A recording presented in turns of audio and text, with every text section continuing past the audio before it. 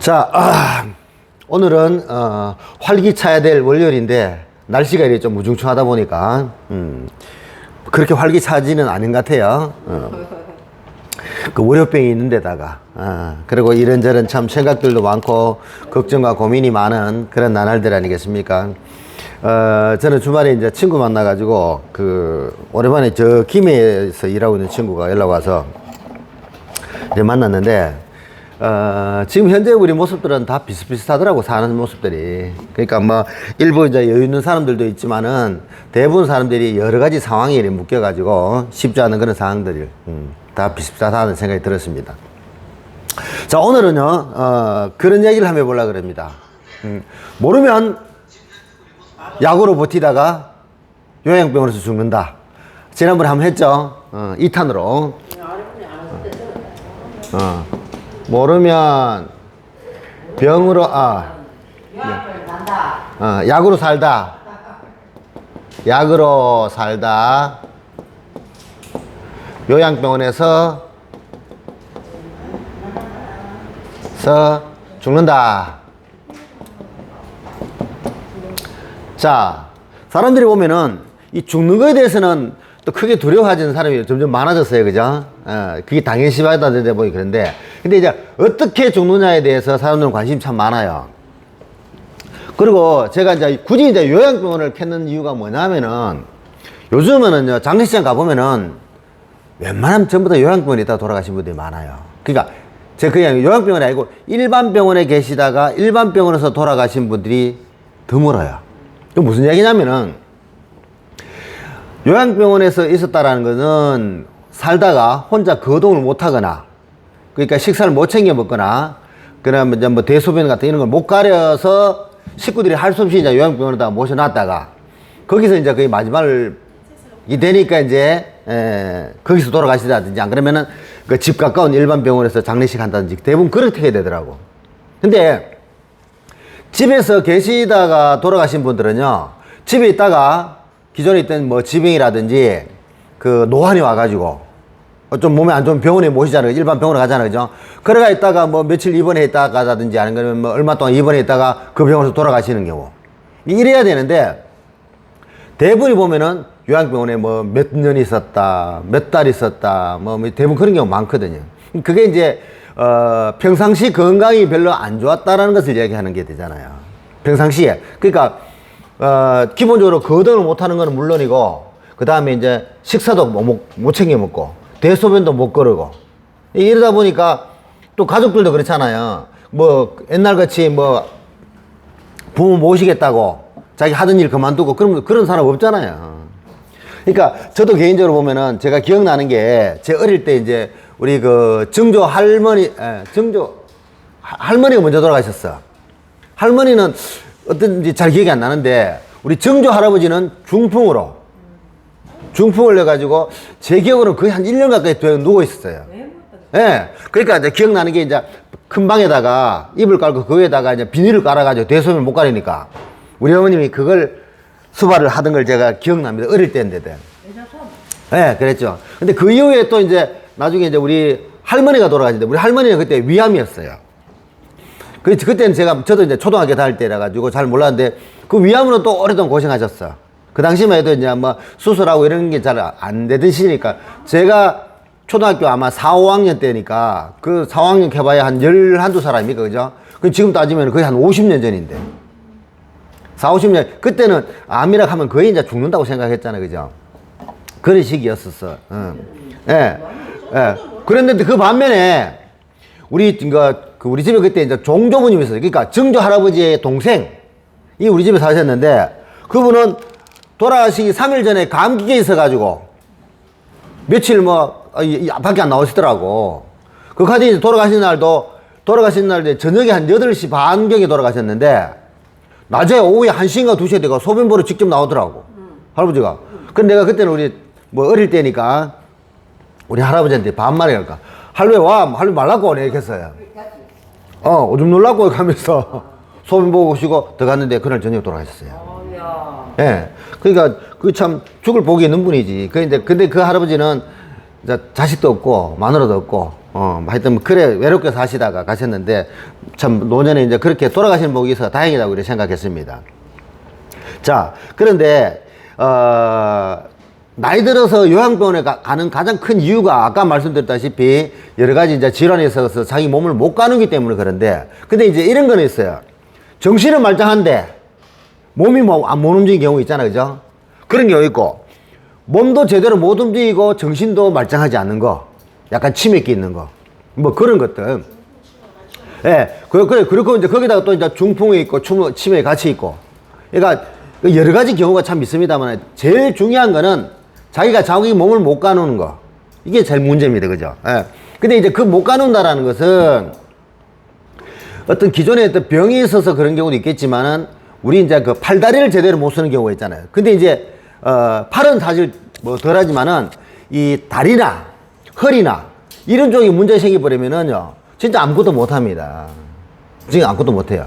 근데 이제 허리나 무릎이 성하면 그나마라도 뭐 유모차를 밀고 다닌다든지 아니면 그 뭐 전동 휠체어를 타고 다닌다든지 안 그러면 막 팔로 짚어서 다니든지 억지로 버티는데, 이 허리나 무릎이 안 좋아버리면은 다른 사람 보조를 안 받고는 못 움직이잖아요.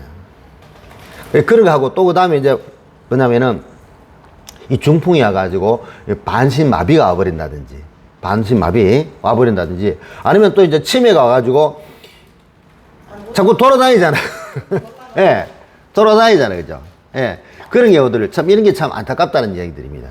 근데 이제 이런 거를 개선하거나 나아지거나 하거나 사실은 지금 현실적으로는 굉장히 어렵습니다. 치매 왔던 사람이 나았다, 중풍이 있던 사람이 나았다. 나이가 젊을 때는 모릅니다. 나이가 젊을 때는. 근데 나이가 젊을 때는 이 중풍이 오더라도 물리치료라든지 운동 열심히 해가지고 많이 개선되는 분들이 왕왕 있어요. 근데 치매는 사실 어렵고, 그죠? 그렇게 치매 그런 사람 울더라, 할매가. 그렇지, 못 떠가지고 사고 나면 어떡하려고 그래요. 예. 엄마 이제 뭐였든 못 들고 오겠다 했거든. 울대 알라갔지. 아이고, 참, 그 자식이 돼서도, 그죠? 예. 못 얘기입니다. 그죠? 자, 그런데, 그 중에서도 오늘 제가 이야기해보고 싶다는 거는, 우리가 사실은 이래 어떤 몸에 병이 왔을 때는 하루아침에 잘 안 옵니다. 굉장히 오래 전부터 이제 쭉 이어오는 것들이 굉장히 많거든요. 예를 들자면은, 가장 쉬운 예로, 자, 지난번 이야기했던 관절 문제 한번 보시죠. 관절, 허리. 자, 관절이나 허리가 보통 우리가 예상하면은 보통 뼈를 연상합니다, 뼈. 그러니까 무릎뼈가 이상이 있거나 허리뼈가 이상이 있어서 그런 경우다라고 대부분 그렇게 생각하거든요. 근데 제가 지난 시간에 이야기했잖아요. 이게 아니라고. 물론 이제 이걸 확률도 있지만은 이것만은 아니라는 얘기입니다. 왜? 우리 뼈를 구성하는 거는요. 그게 아니고 참 제가 말을 잘못했네요. 진짜 뼈의 문제인데 이 뼈의 문제라는 것이 단순히 우리가 이제 뭐 칼슘이라든지 무기질이라든지 이런 영향만 생각한다는 얘기를 제가 했었습니다. 근데 이게 아니라 그랬죠. 예, 뼈를 구성한 거는 이 칼슘이나 무기질에 못지않게 이 단백질이 굉장히 중요하다는 얘기를 제가 했습니다. 단백질. 그러니까 이 단백질이라는 것은 뼈에 있어서 단백질도 중요하지만은 뼈 주위에 있는 단백질도 굉장히 중요한 역할을 합니다. 무슨 이야기냐 하면은요, 우리 뼈를 구성한 거는 이 칼슘 말고 무기질이 45%입니다. 뼈에는 무기질이 45%입니다. 단백질이 얼마라고요? 아래 이야기했잖아. 30%. 그렇죠. 30%라고 얘기했습니다. 예. 네. 단백질 35%. 그 다음에 이제 나머지가 수분이라고 했잖아요. 25%. 그렇죠. 이렇게 구성되거든요. 근데 이제 수분 25%는 사실 뭐 크게 영향을 없지만은 여기서 영향을 많이 미치는 것들이 이 무기질하고 단백질인데, 근데 나이 들어서는 이 무기질이 부족해가 뭐 칼슘을 먹어야 된다는 생각을 많이 하는데 이 단백질을 먹어야 된다는 생각을 잘 안 해요. 단백질을. 그러다 보니까 뼈가 똑똑 부러지는, 분필같이 똑똑 부러지는 거는 단백질이 부족해서 그렇습니다. 그러니까 골절이 잘 안 되려고 하면 단백질을 많이 먹어줘야 돼요. 그 다음에 또 단백질을 많이 먹어줘야 된다는 뭐냐면은 우리 그 허리나 무릎에 관절 뼈가 움직이서는 뼈만 움직이는 게 아니잖아요. 그 주변에 인대나 근육, 힘줄 같은 이런 것들이 있습니다. 그런 것들이 튼튼해야지만이 뼈의 부족한 부분을 채워줄 수 있거든. 예?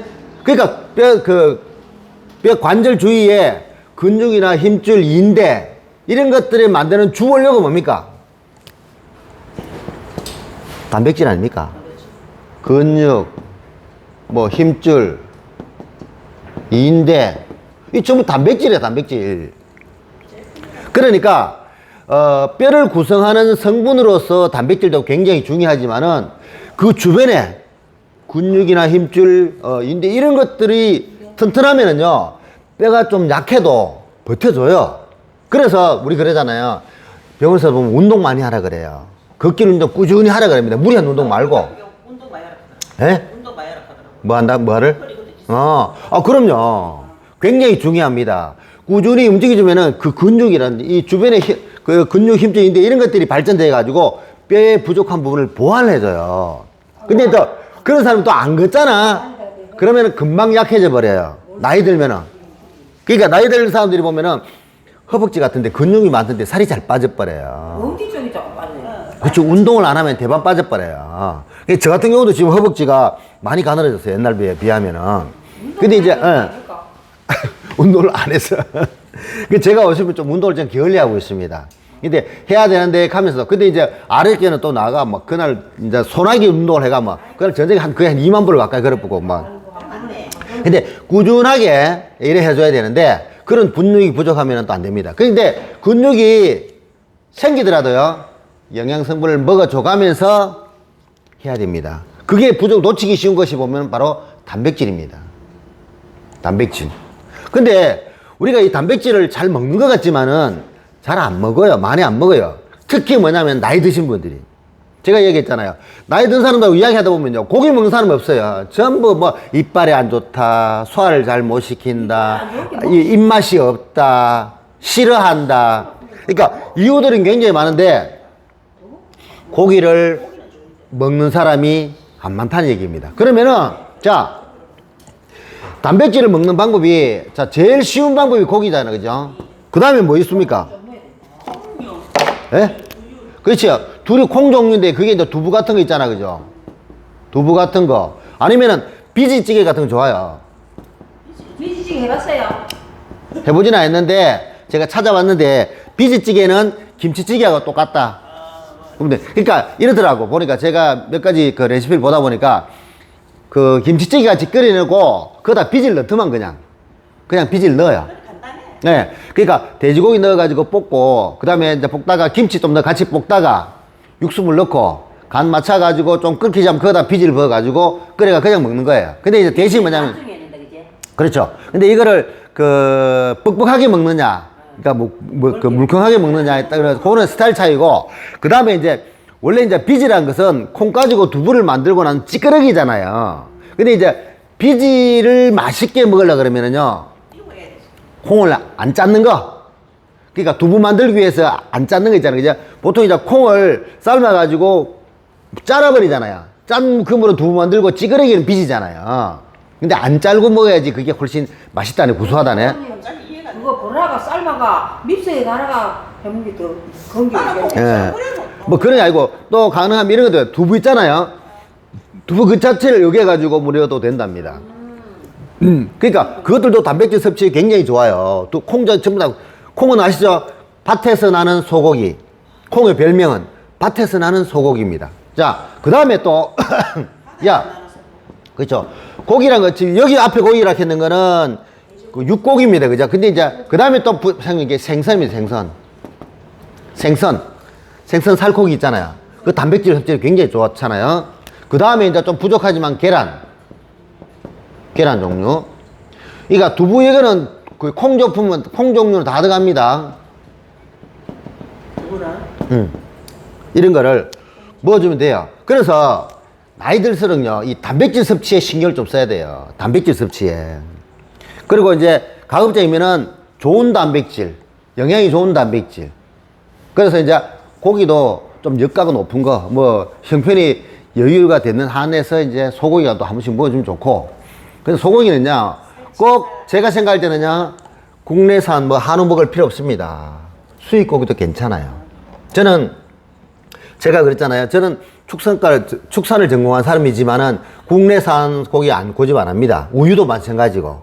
우유는 안 먹는 게 좋습니다.